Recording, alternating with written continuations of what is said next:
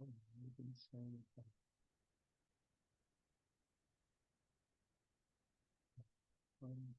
I think the audio is not coming in the same. This is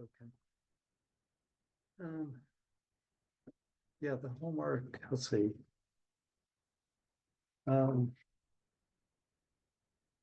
This was so I think 3 people, so half the people got this right, and half the people didn't do this right. And I did it in class, it was in class, so I'm not sure why it didn't work out.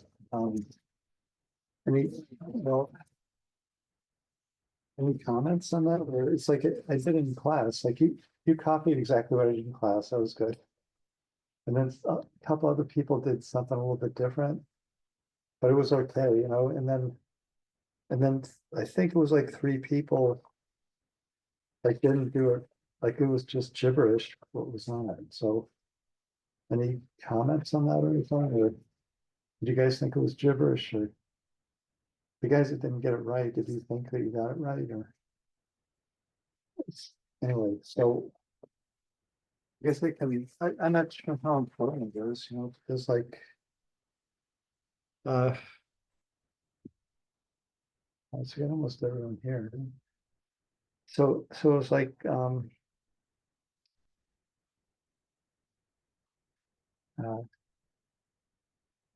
think I do that, and then I do G.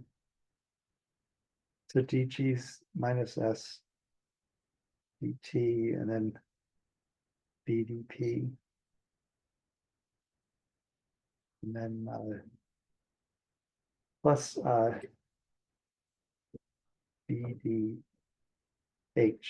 because so these are the things that have like magnitude, like magnetic field, and these are the things that have amount, like, or N, sorry, magnetization, right? So those are the things that have amount of magnetization, amount of volume, amount of entropy. Anyway, so you just add in terms like it would be, if it was a surface area, it'd be like gamma dA, or let's see, A d gamma, right? Because this A would be the thing with the magnitude, and that would be the, let's see, that would be like the field thing. So like you can just keep adding on terms, right? Like electric field, EE, and polarization, you could add on. And so anyway, so we did it. It's like isobaric, so that thing goes away, and I just have this, and then you end up with I don't remember exactly. It's like dGdt or something. So anyway, so you kind of start with that equation, then do the partial derivatives whatever it wants here. It wants dmdt and dsdh. It wants dmdt, or you could do it with A, but since it's constant volume, so you do dA minus ds through t, the same thing, and then minus pdv, and it's a constant volume, so that pv term drops out. Or you could do it at constant pressure. It doesn't matter, but it's mt, and then it constant. I can't read that thing. Constant magnetic field H, and then the other one's the SDH at constant T.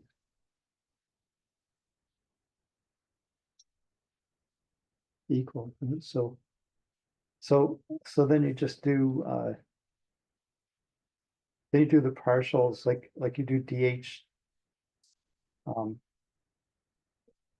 remember exactly how I did this. It's in the notes, right? It's in the notes from this thing.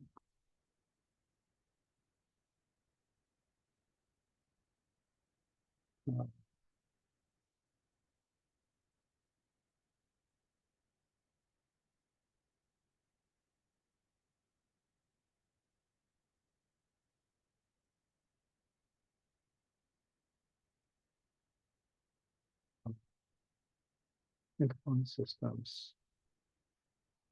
System score.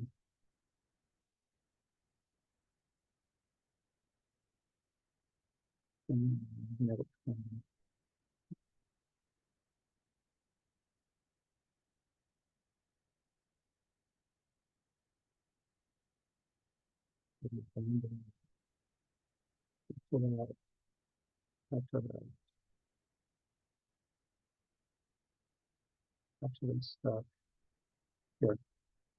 So then you just get this dB. So you do DAs, so you can say constant volume. So it'd be like DAs, DS, SDT, VDP. So minus SDT plus VDP. Or A is SDT, PDV, sorry. It goes across, right? And then like DAs, then you just say constant volume, get rid of that term, you have SDT. And then you do DADT, the constant M is going to be S, there's an M, a dropout, and then be that. So DA is this thing. And then basically you'll end up with this expression. And this thing, the way I did it, you get this thing, and then you have to do the expansion rule for the one in order to get this SDH thing. You have to do the expansion SDHT. You have to do the expansion of this one to get the two terms. Then you do the triple product thing. I did it in class last time. So anyway, it should have just been like follow this through and then do those two steps. It was I put the video up of the class, right? And you have this thing, so it should have been like just to do that, I mean, I don't know, it's not that important, but basically it's like something you should be able to do, like to do those derivative things. Did you have a problem with it? You guys don't know about how to do differential equations? Is that what the issue is, or? You can do it, but the people who couldn't do it. Any comments? Why couldn't you do it? Because you don't know about differential equations? Is that why? Or like it didn't seem like what you put down wasn't logical, like it didn't follow any stream of logic. Is it because you did you guys take differential equations class? Yeah. Okay. So was that what the problem was with it, or what? Why couldn't you do it?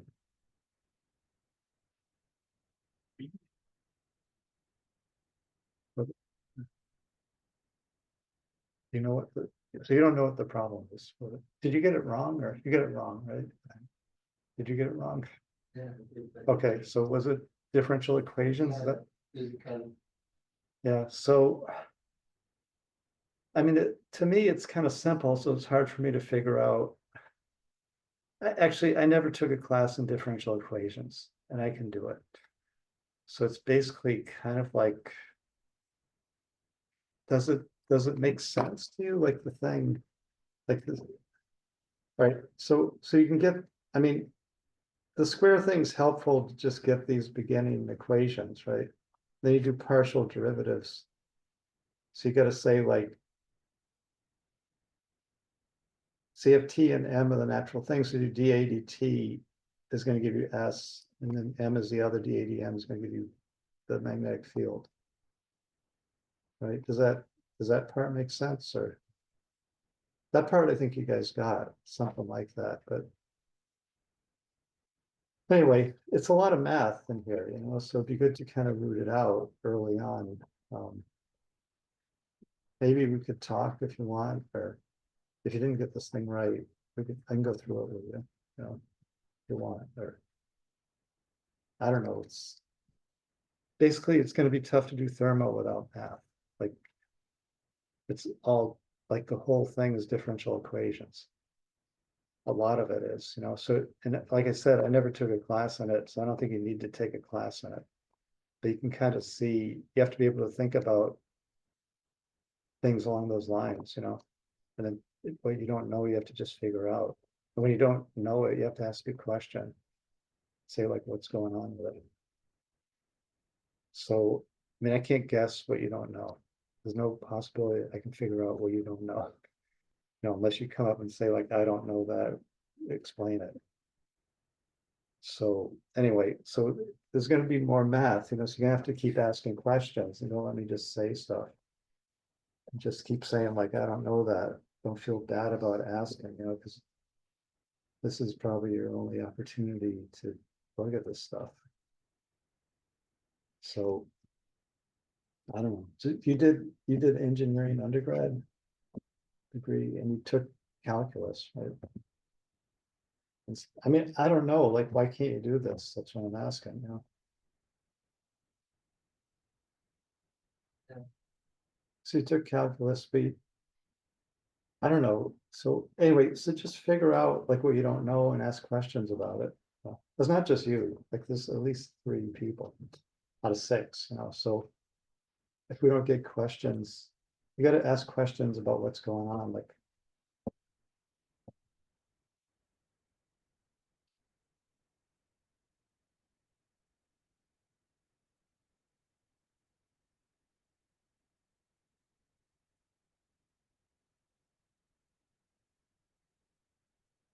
Yeah, I guess I'm kind of feel natural working with math. Like for me, it's pretty natural to do that. And like, it isn't true of everybody. Right. So I'm not sure how I got to feel natural with dealing with math. Basically, it just maybe it's just like I think it's just because I did a lot of math and then I just got used to it. So it's not an easy way to get comfortable with it, you know, so you just have to kind of do it until it, and at first it doesn't make any sense and you just have to keep doing it. I think that's more or less what I did as far as I can remember, you know. So anyway, this part, I think this stuff is pretty much like what's expected from your undergrad. That you got the head calculus, took a class in differential equations, even though I said I didn't take one. And then you kind of took a thermo class and they used that differential equations in the class. Like this business of the derivatives is something that we teach in the undergrad class here. You know, that's a fundamental. So if you don't know that, then you should probably pick it up, you know. And if you need help picking it up, I can help you if you ask, you know. I mean, I think you should pick it up because, I mean, if you get the PhD, you're going to be expected to teach this stuff. So, I mean, then you should know it, right? Somehow. Even if you aren't very good at it, it doesn't matter. Like, just anyway, so that's enough on that thing. Ask a question if you can't figure it out, you know, and then this thing I hadn't covered, so I didn't. One of the things, the pressure one I covered with the volume and statistical mechanics is like actually the next set of notes. So, but somebody still got this perfectly. I'm not sure how that worked, but maybe you just had it figured out already. That's kind of B is kind of what I'm going to talk about today. So anyway, I didn't take points off on that if it because but if you got it right, I think it gave you some extra points. And then nobody knows what an arrow plot is. So it's basically I kind of gave you the wiki page and you can kind of figure it out. And from it's the same thing as a Landau order theory or Landau phase separation theory. This is exactly, in fact, he wrote that theory for this magnetic system. So it's the same thing. It's just a plot that's taken from the Landau. So I think everyone got that kind of right, you know.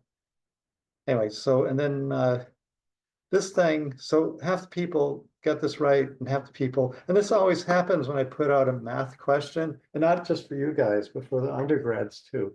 So I put out like a question, like in the other class, I put out a question, what's the price per pound of gasoline? Like, so you have to find the price of gasoline and the density of gasoline, multiply the two together, and you get like 60 cents a pound, something like that. Because I wanted them to pair that with polyethylene. Well, 3/4 of the people couldn't do that. Chemical engineering seniors, you know. So anyway, half you guys couldn't do this either. Like you're getting numbers like it should have been like 0.3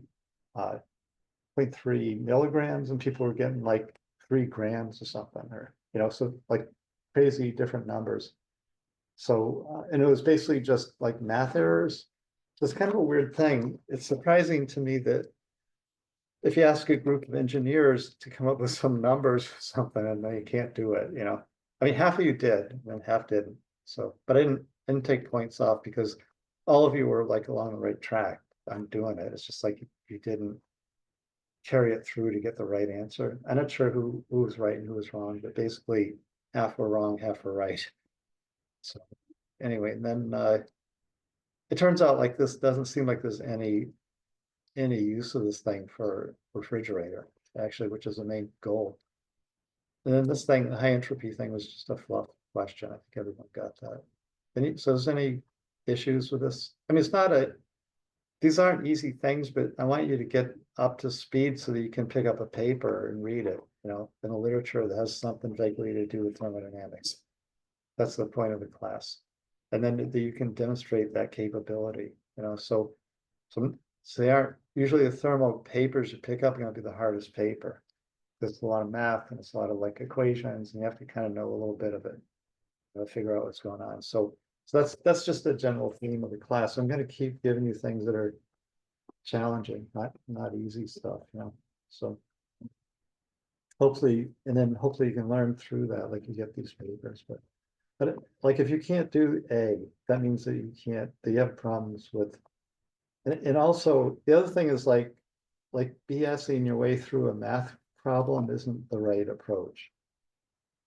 Flat out, like just saying like kind of just make stuff up as I go along, that isn't really cutting it. So you should email me the minute you get to that situation, like you're looking at the thing, I have no idea, I can just BS my way through this, right? And then because it's better to just say like I need help, and then I'll give you the answer. Like I'll tell you flat out what the answer is. Like there's no problem with you asking me and I give you the answer, or I'll tell you how to do it.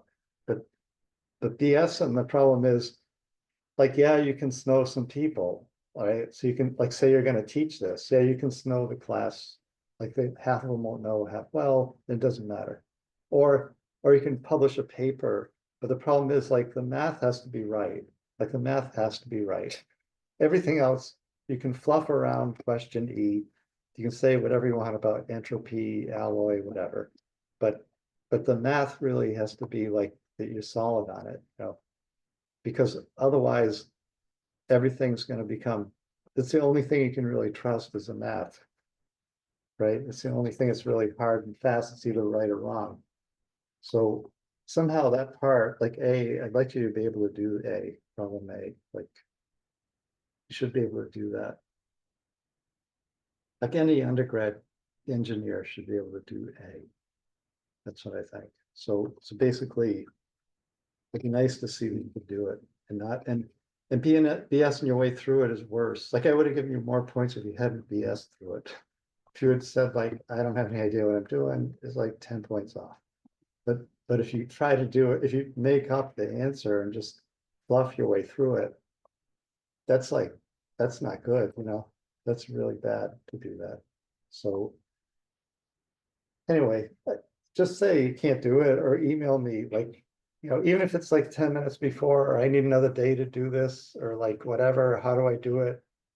That's fine. I'll tell you, I'll give you the answer. Like there's no reason to try to fluff through it, Anyway, that said, so any comments or anything on that discussion? Nope, very good. All right, so I'm gonna kill that. That's dead. Then yeah, this week it's a polymer. It's like a polymer. I had a paper that I found. Anyway, I've been pretty busy with the other class because it's a new class, and I'm writing it as I go along.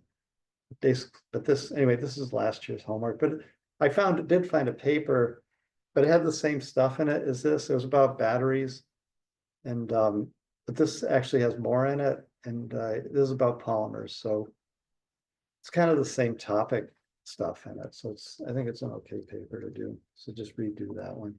I'm redoing more papers than I usually do because I got this other class, and it's a lot. I spent all weekend trying to get the notes together for it.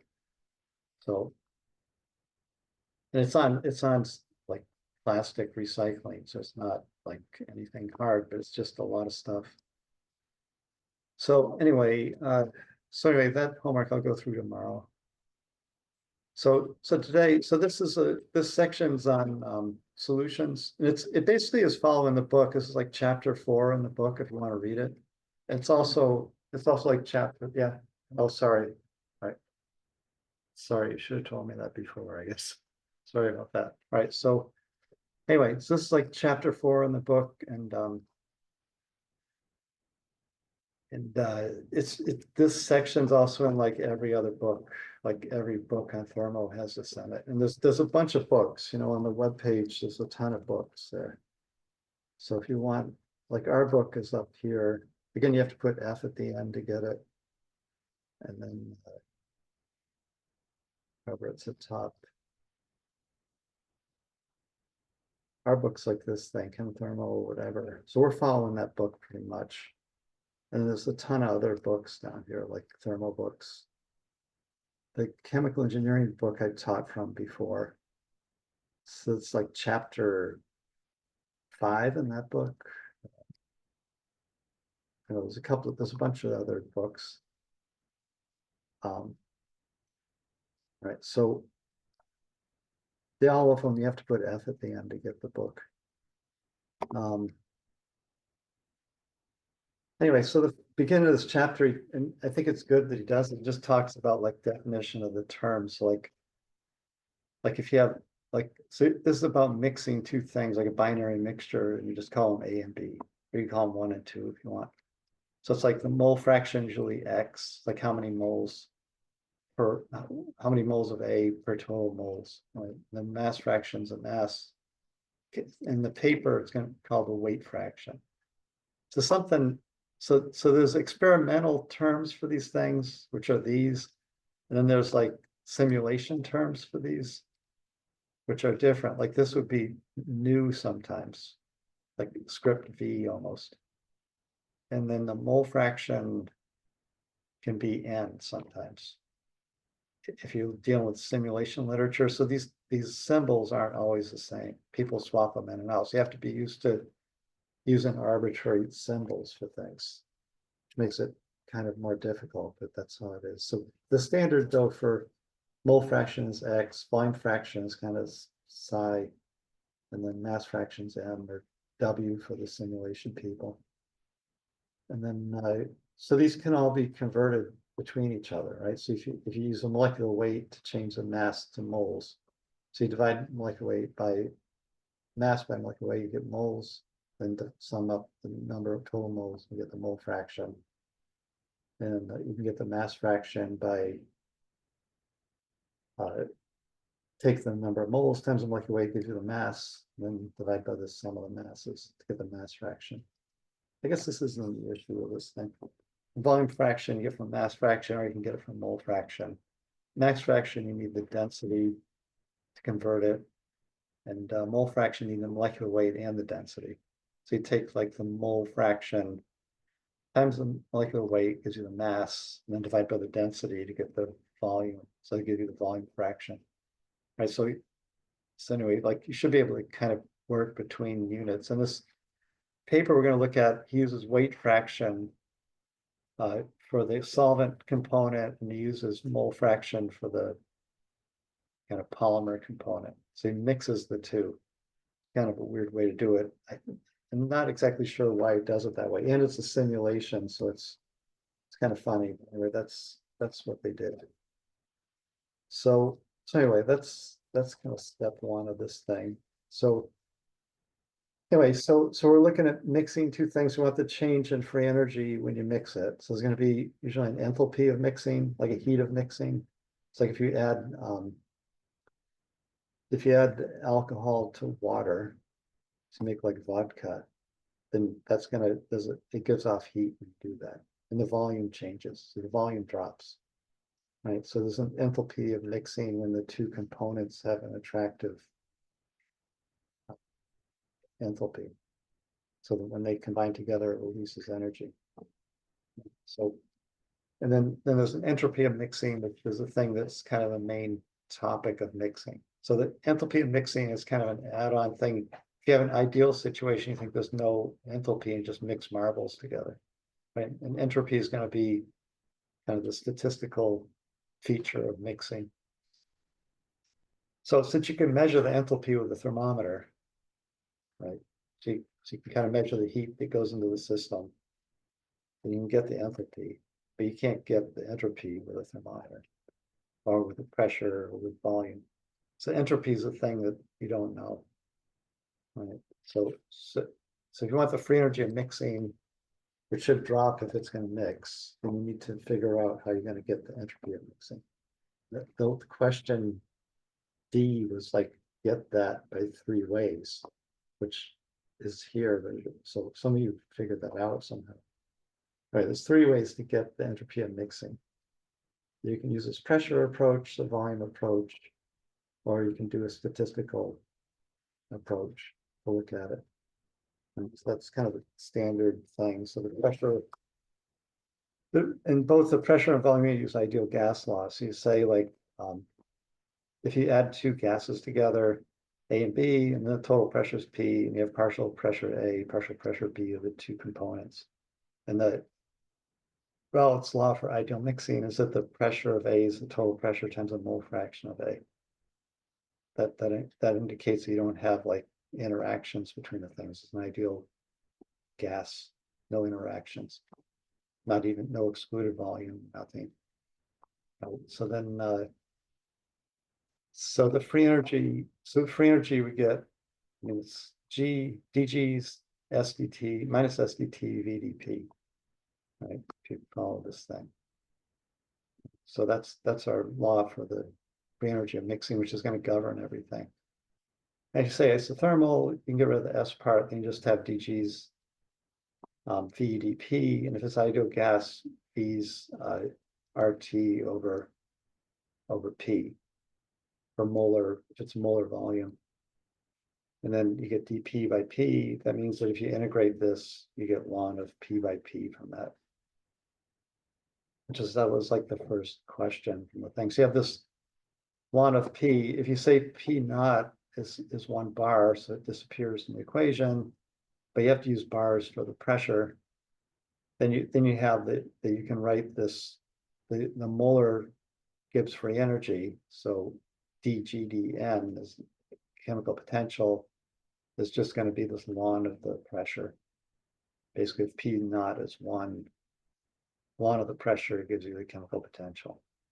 So it's going to be the base state chemical potential in this ln of P. So if you have that introduces the idea like,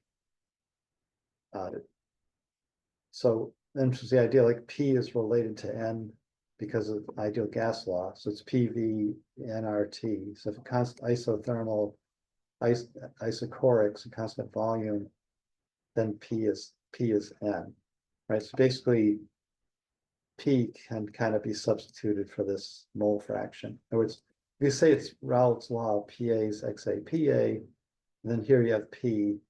So if it's PA at the component in a mixture, it's XAP. And if P naught is 1, then P is also 1. So if the P total is 1 bar at atmospheric pressure, then basically this thing just becomes ln of X, which is what we want for the mixing rule. We want to have like ln of X for the mixing, the chemical potential of the A component of the mixture. So if you get the total chemical potential, it'll be like mole fraction A times chemical potential A plus mole fraction B, chemical potential B. That's going to be XA ln XA. Will be the sum term in that. And that's what we want for this ideal mixing law. So you can get it from pressure. If you use ideal gas mixing, right? Get this, whatever the equation is, we want this thing. So the delta G of mixing is XA ln XA, XB ln XB. So that's so it's possible to get it from pressure. It's possible to get it.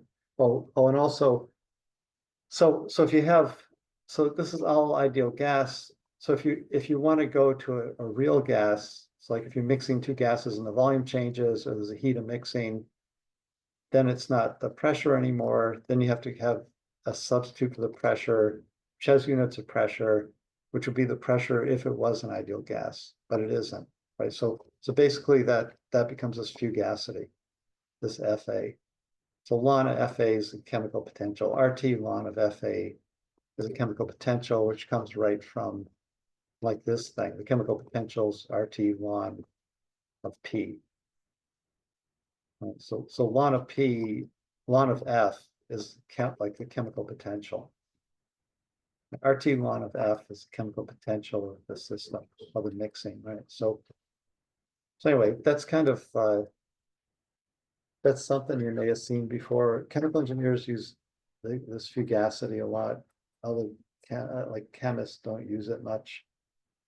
So there's an analogy. So that's in gases. In solution, there's this thing called activity. Right. So for a real gas, for an ideal gas, it's ln of mole fraction. And for a real solution, it's going to be the activity, this A. Chemical potentials RT ln A. And in gas, chemical potentials RT times this fugacity, ln of fugacity. All right, so you have this, there's a sequence of events in the pressure realm of this thing. We start with this thing, which comes directly from the definition of derivative of the free energy, and then you add isothermal, you substitute V for ideal gas, you get dP by P, integral of that's ln of P. So you have G is ln of P. Right, and then if you say non-ideal, you just invent a thing that's going to replace P. So the pressure will either be higher or lower than an ideal gas. That's the fugacity. Like what's the pressure if it was an ideal gas? And then when you go to solutions, you do the same thing. Instead of F, you substitute in this activity coefficient, activity A. Right, so F, A, and X. X is a mole fraction. F is units of pressure. It's like for gases, it's like a mole fraction, like an activity. And then activity is for solutions. It's directly just a mole fraction. Right. So these things are all kind of this. I mean, you've probably seen activity before. Like chemists use activity, chemical engineers use fugacity, and then ideal gas use pressure or mole fraction to get the entropy. So anyway, so these are for real gases, meaning they have an enthalpy of mixing. And then for the volume approach of this thing, it's kind of the same thing. You go, well, it's not exactly the same, but you say under isothermal conditions, so U would be CVDT. We got that like in the first section. And then if it's isothermal, delta U 0, that means dQ plus dW 0. That means Q is minus dW. dW is PD minus PdV. So dQ is PdV. Right. So then you can say P, if it's an ideal gas, is RT over V. So you end up with ln of the V ratio. So we have ln of P before, ln of V for Q. And Q, the definition of Q by the second law is T delta S. So then you have that this has a T in it, just say delta S is NR ln of the volume ratios. Right, and the volume ratio, so this is the total volume over the component volume, and minus of that's the component volume over the total volume. So you get the delta S in a mixture's negative the mole fraction of the component A, gas constant ln VA over V total.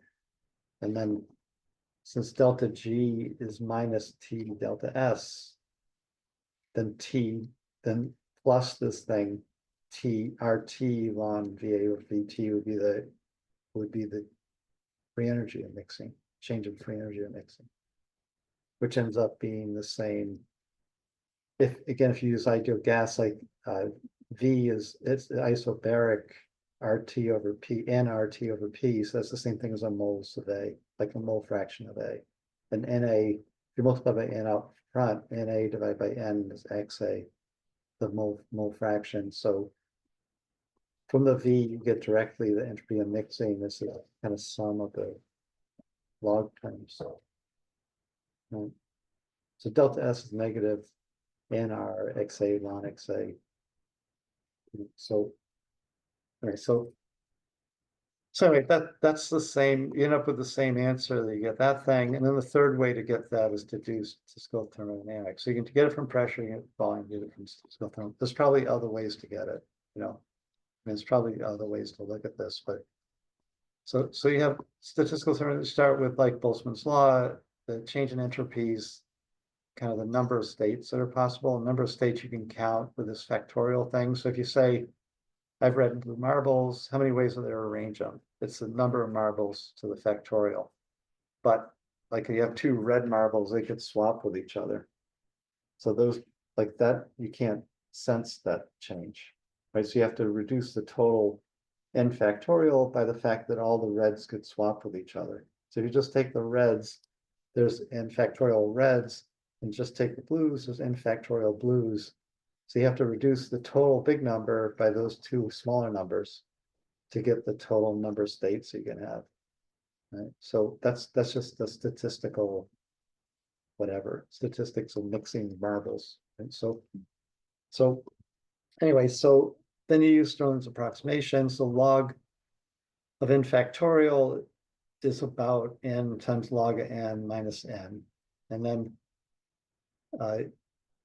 so n is a large number for this to work. So if n is a large number, then n log of n is much bigger than n, because log of n is going to be still a big number. That means that you can forget about the n and just have n log of n. Then you can say n factorial is n log of n, and then 1 over, let's see, 1 over log of n is the same as minus log of n. So that the bottom part ends up being negative NA ln NA plus NB ln NB. And then n is NA plus NB. That means you have NA times ln n minus NA ln NA.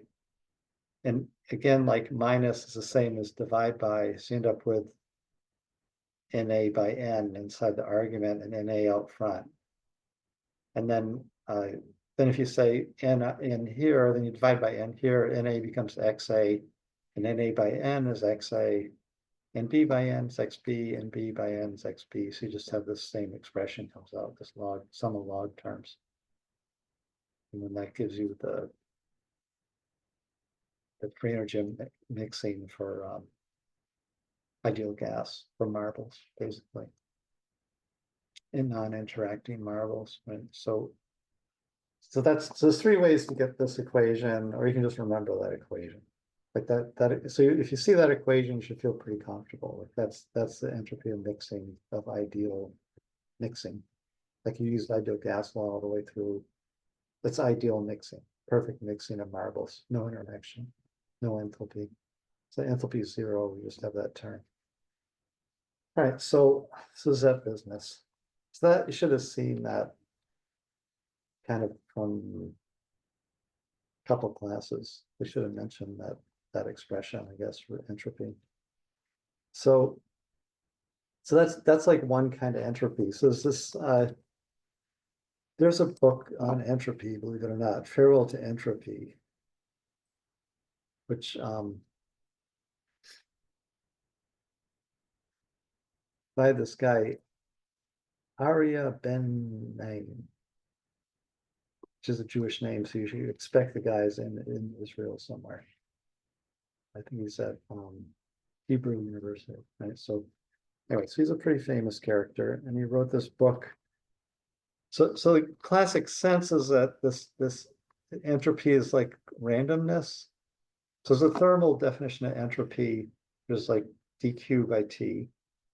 That's for Carnot's engine, right? And then that's basically the basis of the second law thing about ds times T, dq is ds by T thing, right? But so basically, there's the heat definition of entropy, and then there's this idea of like randomness is entropy. But this guy comes up with this idea, well, he argues against the idea of randomness, and then he argues in favor of the idea of information. I think he must be like a computer guy, because he's talking about information. He talks about, instead of saying log to the natural logarithm, he says that you should be using a log base 2 because it's like a binary. Like in binary, it's like yes, no. That's what the basis of all computers are. And so kind of information theory goes as 1, 0. So you'd have a binary log in that expression instead of a Anyway, so it might be worth looking at that if you're interested in the, looking at the, I don't want this one. Instead of, if he gets rid of this natural log and he uses log base 2, then R disappears. And then the whole thing becomes just temperature has units of energy at that point. He talks about it in that book. It's kind of worth looking at. It's a different way to look at it, but for our purposes, entropy is randomness. Like, I think that's much easier to understand, to think about it. So we're talking about mixing the marbles and they become totally random. Then that's the expression you end up with for a value for the free energy of mixing. If you have the marbles separated, then they get mixed.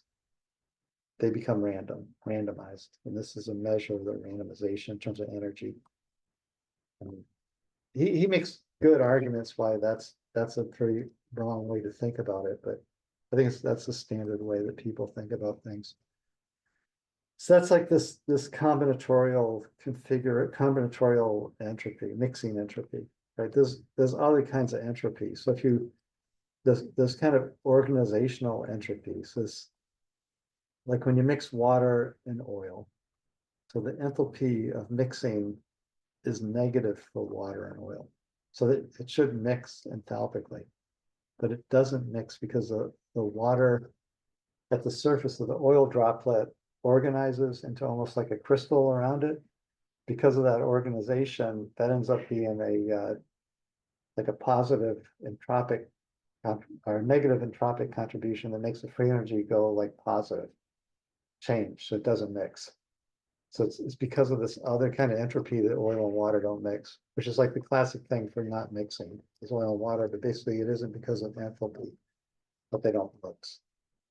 So that's called the hydrophobic effect, and it's important for biology, like how proteins act and things.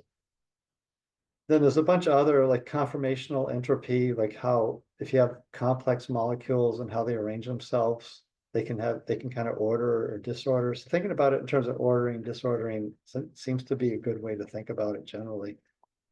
We'll talk about vibrational entropy when we talk about the heat capacity, like the density of states has to do with the vibrational entropy.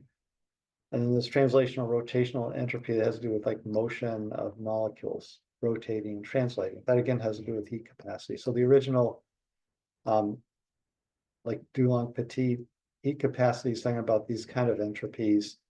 And then the Debye and the Einstein heat capacity is talking about these vibrational entropies. Right. So there's a lot of different kinds of entropies that you run into. And this idea of this mixing marbles entropy is just one type of entropy.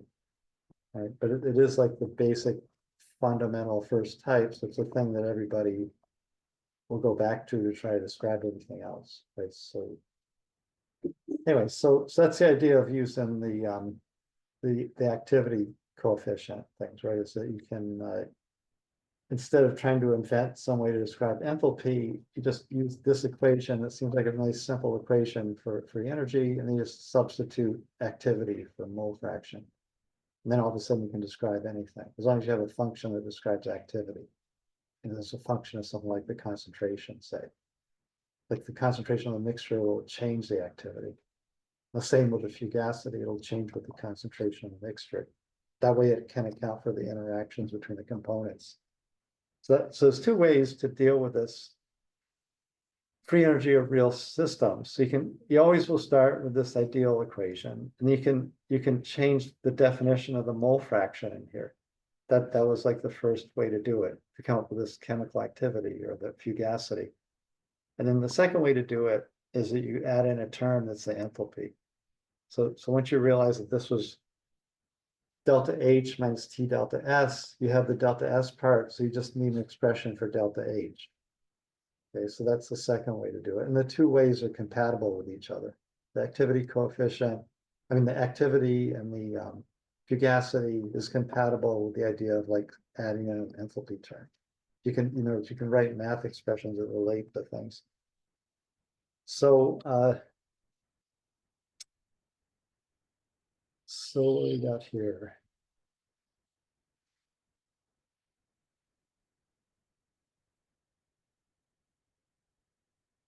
So, yeah, so one thing about this is that, so you have this expression, right? And the mole fraction is always smaller than one, right? And ln of something smaller than one. So ln of something smaller than one is always negative.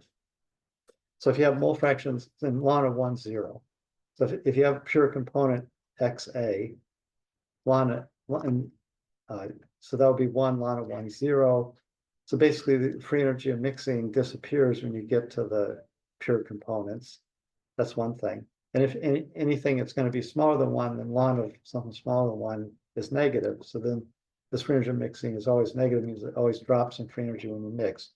So you have marbles that are moving around with KT energy, they'll always mix. Right. So that's something that's that you would believe. Right. In other words, if you put the marbles in a shaking table, they start out all red and all blue, they will eventually all mix together. And the reason is that it's not pure blue and not pure red.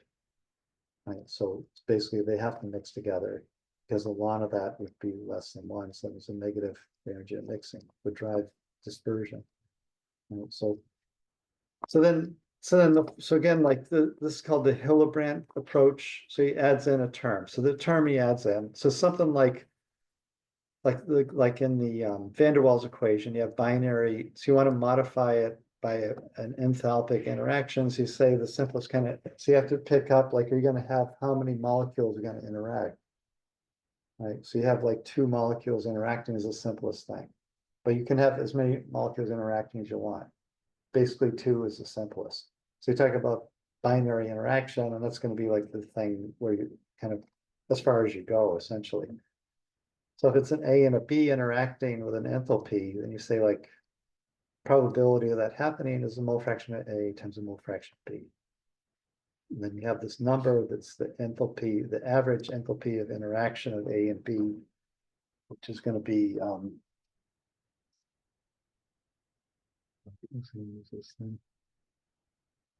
so it's going to be like you're going to have like energy of AA, energy of BB, energy of AB, or like the energy of BA. So you have the average interaction is going to be like these things minus 2, because there's 2 ways to do that. And then that thing divided by 2 gives you like an average energy of interaction for binary. So you have that thing, it's going to be x1, x2 times that kind of average energy of interaction. I'm just going to have like an RT in it. There's some other terms in it, but basically that's the basis for this like Hillebrand thing. Right. So you're gonna have this thing is going to be like the average energy of interaction. So that thing could depend on the concentration. Like it could change. If you have pure A or close to pure A, it might be a different number than if it's a 50-50 mixture or pure B. And so, but anyway, in the simplest terms, that's just one number, right? So if you say, well, I'm going to do that in terms of activity. So instead of adding in a term, I'm just going to redefine the mole fraction within the log term. Let's say I have activity of A, activity of B. I still have like X moles of A, X moles of B, but the kind of the energy term, the log of the pressure volume thing changes. Right. So you have a change in that argument. So that's one way you could write it. So you could say like this thing equals that thing. Or, right, so if you wanted to retrieve this part and just get that part, then you say ln of activity coefficient times the mole fraction, because that will retrieve this ln x. So this thing, ln gamma 1 x1, I'm saying is ln gamma 1 plus ln x1.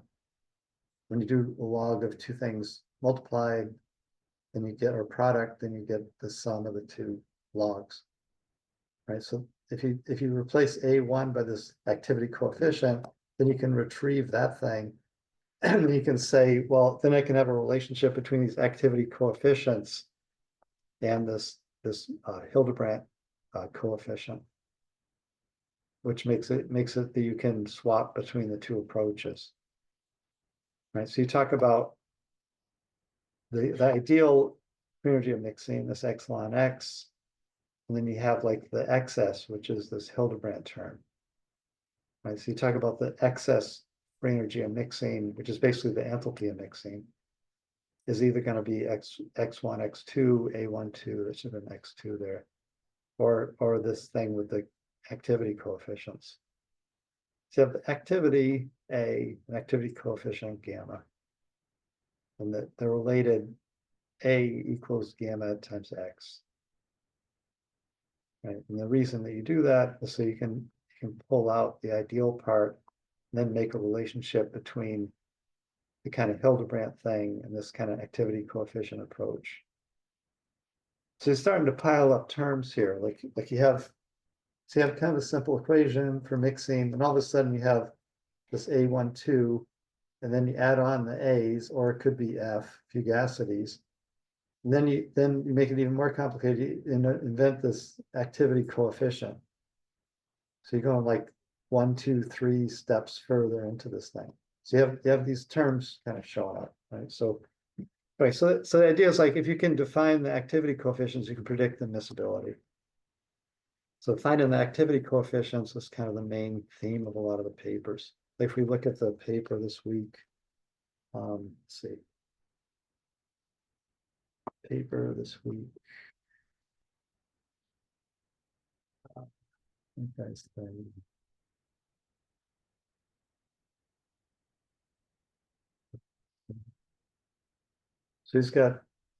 so this is like a Hildebrand thing. Like he's got the log, and then he's got x1, x2 times this chi. So this case for polymers, because if you put a polymer in a solvent, the solvent's little, and then the polymer is big. So you're talking about mole fraction. There's not many moles of polymer, there's a lot of moles of solvent. So to get around that problem, they do volume fractions that like a 50-50 volume fraction would be half polymer, half solvent. 50-50 mole fraction would be almost pure polymer, put it that way. So it doesn't make any sense to talk about a 50-50 mole fraction. So for polymers, instead of using X, you're using the volume fraction, psi here. And then instead of the Hildebrand parameter, use this chi parameter, which is the same thing except with volume fraction. Right? It's kind of the same thing except volume fraction. Then so there's always, depending on what system you're looking at, there's always these kind of modifications. But here, C ends up with ln of the activity coefficient, and then the basically is just working with the activity coefficient, right? After that, so it's just going to be plots of activity coefficient. So this is the common way to do this, is just go to activity coefficient. It's unusual to do that in polymers. So this paper is unusual in that sense. He ends up with the chi parameter, which is a normal thing for polymers, but it's a nice paper for this class because he's using activity coefficient. So anyway, so basically, so that's kind of the picture here. Let's see, this isn't the right thing. This is solutions. That's good. Where am I here? Ideal solution, then this idea of activity coefficient. And then, all right, so if you want to have a function that describes, so what's the relationship between gamma and A12? So you have this, so all right, for one thing, you have two parameters, gamma 1, gamma 2, or you have one parameter, the Hildebrand parameter, and they're both describing the same thing, the excess free energy. Right, so something has to give, like there has to be some equations. First, there has to be an equation that relates that to that. And there has to be like a way that the two parameters are related to each other. In other words, gamma 1 and gamma 2 can't be independent if they can be described by a single parameter, right? In the simple model, like a binary interaction model. So basically, there has to be a way around this thing. So a way around it is a little complicated, but not too bad. Anyway, the answer is that the ln of gamma 1 of component A, say, is going to be the Hildebrand parameter times the composition of 2 squared. And ln of the B is going to be Hildebrand parameter times A squared. So like mixed and matched in terms of the compositions. Right, so you can convert from Hildebrand to gamma. And like in that paper, so that's what he's doing in that paper, whatever that is. So he has gammas and he's gonna convert somewhere here to chi, and he does it through that equation, like the square of the other component composition gives you the chi parameter, because he plots chi parameter here. Somewhere in here he does that, but I don't see it exactly. So anyway, let's see.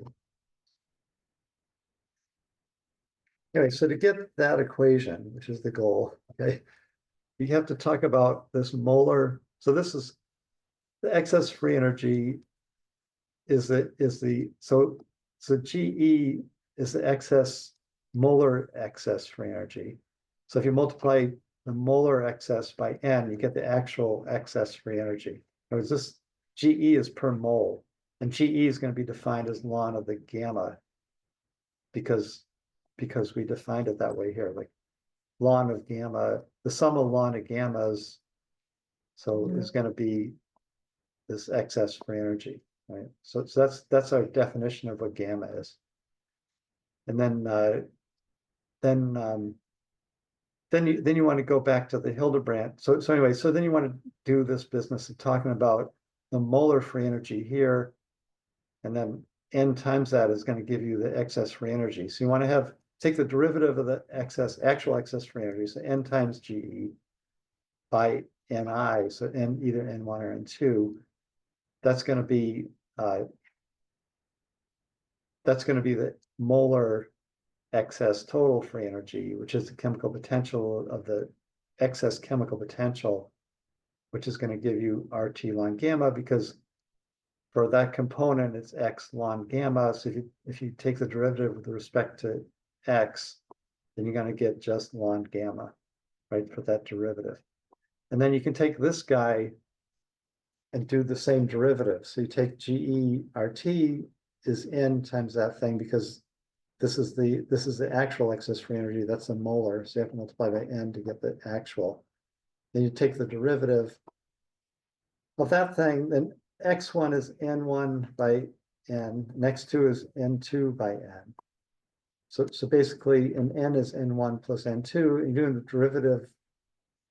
So basically it's going to give you, let's see, how does this work out? X1 is N1 by N, X2 is N2 by N. That's N1 over N is X1. X2 is N2 by N, but you had an N out front, so the N's cancel, so you just have N2 left. So from X2, you get A1 to N2 and N1 by N. And then you're going to take the derivative of that thing with respect to N1, which equals ln gamma 1, divided by RT is going to equals ln gamma 1. So you have the derivative of this expression with respect to N1. N2 isn't bothered by N1, so it's AN2.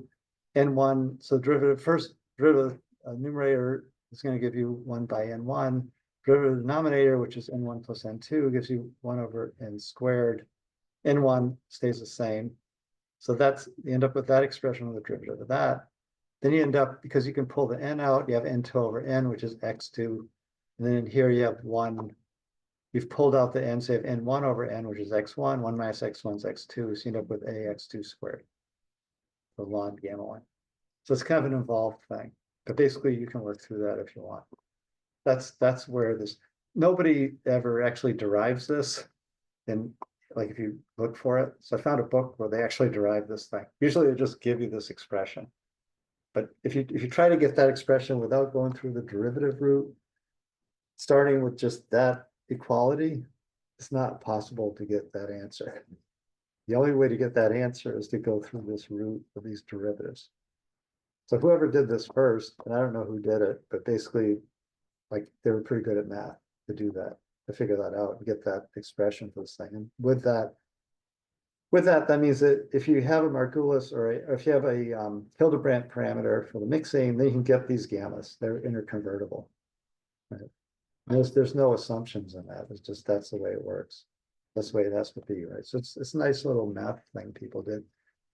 Anyway, so somebody did. Some unknown person. So anyway, that's kind of in that that paper we're gonna go through is like using that kind of business, right? Same kind of thing. Then anyway, this is just showing, this is from the book. So it's trying to follow the book here, but basically just demonstrating, like they could have used alcohol water, but here they're using lead 10 and lead antimony, which I have a hard time pronouncing. But basically, in some cases, you can have a positive deviation from ideality. In some cases, you can have a negative deviation from ideality. In other words, ideal, this would be zero. There'd be no change in volume of mixing for ideal gas, for ideal mixture. So if you have kind of an attractive interaction between the two components, this is in an alloy, I mean, then you get a positive deviation. Or if you get a negative deviation if there's an attractive, and if there's a repulsive, you get a positive deviation. The volume increases because they want to be further apart. So basically, it's possible to get positive or negative deviations from ideality. Right? Depending on if you kind of have an attractive or repulsive thing going on. So these, in other words, these gamma is going to be kind of complicated functions sometimes. Like they're not going to be, so if the gamma is just going to be like 1 if it's ideal, like log of 1, 0. So you have no excess free energy of mixing if the gammas are 1, right? So the gamma could be positive or negative. So it could be you have a positive attractive interaction between the two things or repulsive, and that gamma can reflect that in a number that you use to calculate the phase diagram, right? So we'll talk about like how you get a phase diagram from these things, but basically the point of this is to figure out like, is it going to be miscible or not from these equations, right? If you have just one number that tells you if they're going to be miscible or not at this composition, at this temperature, that's pretty useful, right? Like it simplifies things quite a bit.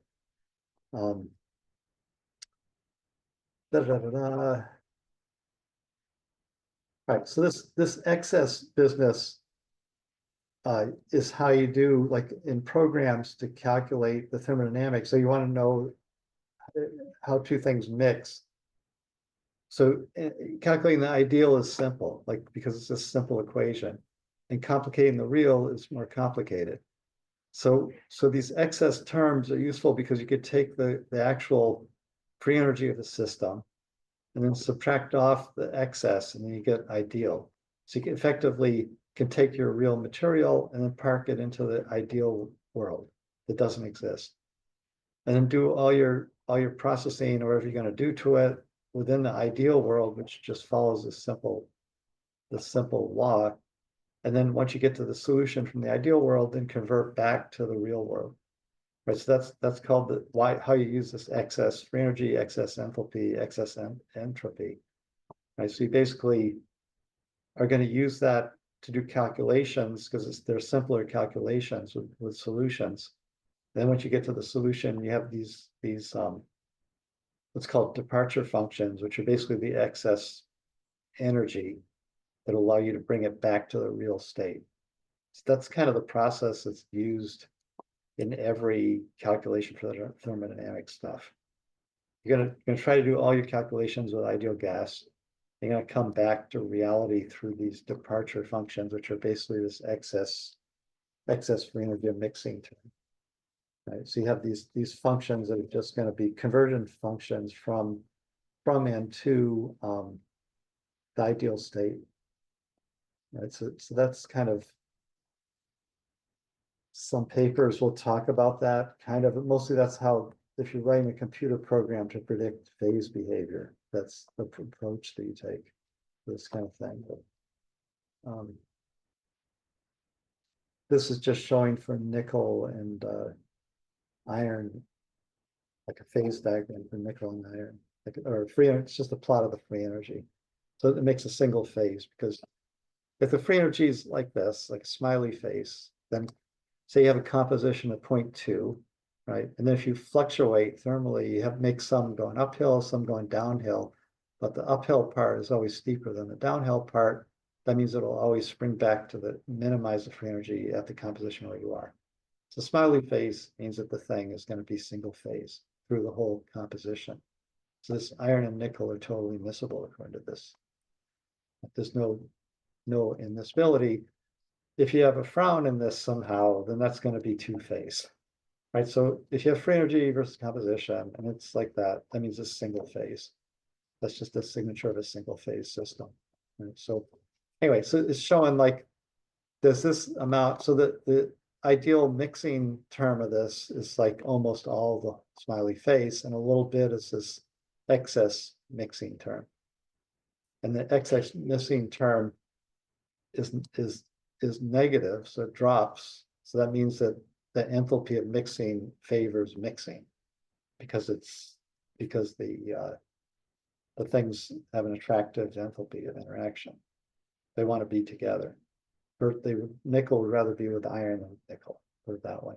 Okay, so if the opposite could be true, this could go up and be a positive excess free energy of mixing, and in that case, you could still have a miscible system, right? So entropy could still drive. So the difference between that enthalpy part and this is like the entropy is driving mixing, which is usually the case. Like it's almost always the case, except in polymers.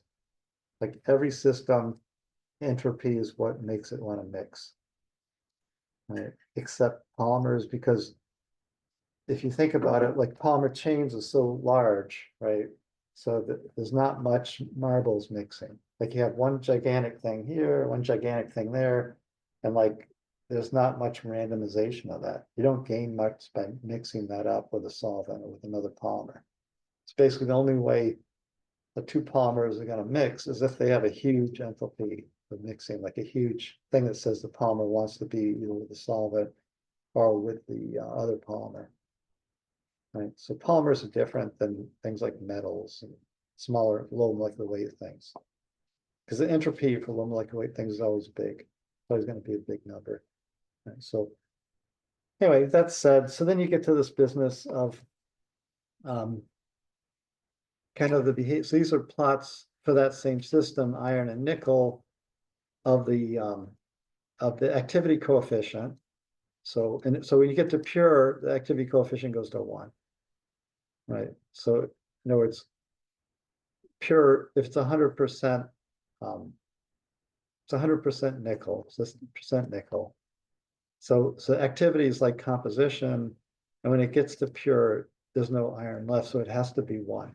Like the activity, so the composition, so when you go along this line, that would be an ideal mixture where the composition and the activity are the same number.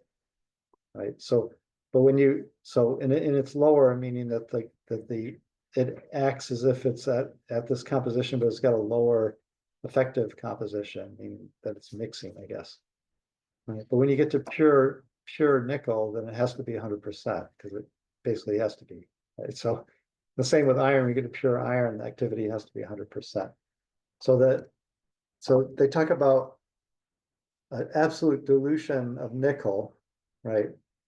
So infinite dilution of nickel would be like go to this point where it's going to 1, but the nickel, where the iron thing goes to 1. So it's absolute diluted nickel, and then there's still a slope here, right? So if you extrapolate that slope up and then cross this line over here for the activity, then you get the activity coefficient for an infinitely diluted nickel. The same with iron. So this is a number that is pretty confusing. But right, so this is going to be the basics. If you want to write an equation for the activity coefficient, this is the starting number you're going to have. So you're going to have this number plus a polynomial series to describe the behavior of this thing. It has to end up at 1 when you get to pure component. So both the activity coefficient and the activity are like 1 at the pure component thing. But so the infinite dilution number is useful for a couple of reasons. For one reason, it's useful to write an equation that's going to predict the activity coefficient, because you have to have like a starting point for it. And then secondly, if you have something like polyaromatic hydrocarbons and water, then they only go into water like a small amount. Like you can't have 50-50 mixture of gasoline and water, if phase separates. But you can have a glass of water that's got gasoline in it. You can smell it, right? It's in the water. So it's going to be like really dilute. It's going to be parts per million. If you want to talk about how much gasoline is in the water, it's not going to follow Raoult's law. It's not going to be the mole fraction. So the partial pressure isn't going to be the mole fraction times the total pressure. It's going to be the mole fraction times something called the Henry's law constant. The Henry's law constant has to do with this gamma infinity thing. It's for dilute systems of like pollutants, small concentrations of things that are going to kill you. You know, then like you want to know exactly how much is in there and how much vapor pressure you're going to get from that. Like say you're going to go clean out a tank that used to have gasoline in it, and you want to know like what's the partial pressure of the gasoline in the tank. You need this infinite dilution number to figure out, is it safe to go in the tank without a respirator, for instance. I mean, that's environmental engineers do that kind of thing, right? So anyway, so that this thing's useful for these kind of environmental, and also if you have just trace amounts of impurity for whatever reason, then you want these infinite dilution numbers. And then from those numbers, you're going to get the Henry's law constant for the partial pressure of the stuff in the system.